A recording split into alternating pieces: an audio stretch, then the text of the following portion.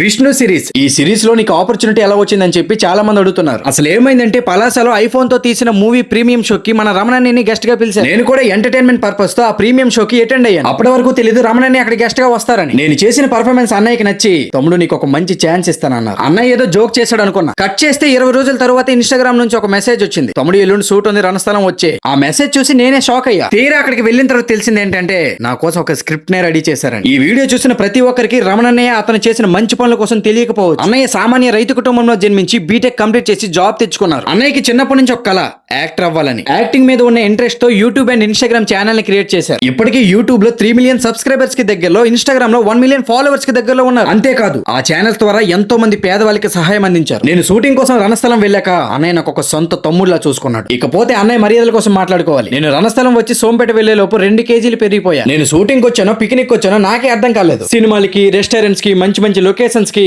అన్నయ్య రోజు పట్టుకెళ్లేవాడు. ఉన్న 5 రోజులు కూడా అన్నయ్య ఇంట్లో బాగా ఎంజాయ్ చేశాం. మరి ఇంత మంచి అవకాశం ఇచ్చినందుకు మా రమణనికి థ్యాంక్స్ ఒకటి సరిపోదు. మరి ఇలాంటి అవకాశం మీకు వస్తే అన్నయ్య దగ్గరికి వెళ్తారో లేదో కింద కామెంట్ చేయండి. అలాగే ఈ వీడియోని మీ ఫ్రెండ్స్ కి ఎందుకులే రమణనికి షేర్ చేయండి.